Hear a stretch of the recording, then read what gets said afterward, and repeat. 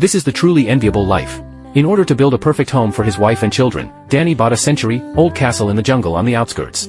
After 2.5 years of hard renovation by him, this castle has now become a dream place in the minds of thousands of netizens. Recently, Danny has finally completed the floors of all floors. He purchased the materials needed for building the roof and is eager to complete the final finishing work. Danny decided to splice the main frame of the tower with roof timbers in a way similar to building a yurt.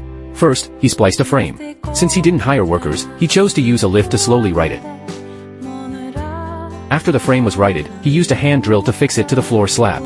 Although it may not be very obvious up close, from a distance, the height of the frame is almost the same as that of the tower, and the effect is good. Next, Danny continued to transport construction materials and cut and splice the completed timbers according to the size of the previous frame to build the wall frame on the other side. Finally, he successfully built the frame of the second wall before it got dark. Early the next morning, Danny started the roof renovation work early and continued to build the frames of the other several walls in the same way. He was the only one throughout the process. Although the progress was slow, every step was designed and built by him himself. When it got dark, he completed the construction of a wall frame. In the early morning of the next day, Danny invited several workers and was ready to start the next step of construction work. First, he calibrated the laser instrument and then worked with the workers on the following work. Danny first chiseled the outer steel structure onto the wall with industrial glue to form a preliminary foundation beam, so as to fix the timbers later and prepare for wall construction. Next, he began to cut the construction materials and prepared to splice the roof structure with short timbers. After all these preparations were completed, Danny began to build the purlin frame of the roof. Since the top floor had been wet by wind and rain all year round, he specifically chose to use a diagonal bracing frame. When the roof purlins were completed, from the perspective of a drone, the structure of the entire roof had begun to take shape. Time flies, and winter has come quietly.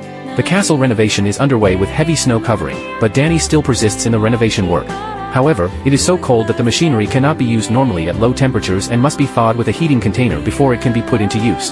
While his fingers still have sensation, Danny seizes the time to build the remaining frames.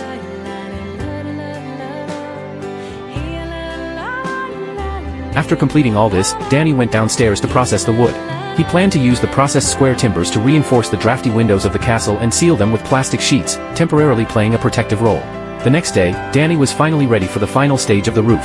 He invited the previous professionals, put on safety ropes, and started to close the roof.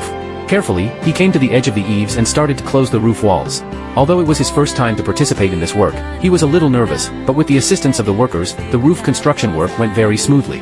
In just 2.5 hours, he completely sealed 3 walls and finally cut off the redundant plates. Next, they built a layer of waterproof cloth on the roof. After completing this work, Danny decided to adopt the traditional mortise and tenon structure and use wooden wedges instead of iron nails to build the frame. Although the mortise and tenon structure is convenient, because the workers went to rest, Danny could only use an electric motor to lift the roof frame to the predetermined height and then install it. After the frame was completely installed, the workers also came back to participate in the roof construction. Although the wind on the roof of the castle was strong, with the tacit cooperation of everyone, the frame was gradually improved. However, the sudden heavy rain caught them off guard.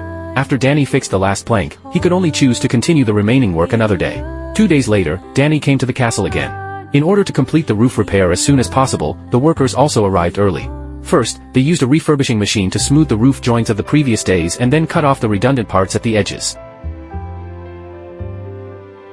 Now, the entire roof looks much neater. Next comes the waterproofing work. They still used the previous method to cover the entire roof with waterproof cloth. At the same time, with the afterglow of the setting sun, Danny finally completed the construction of the roof.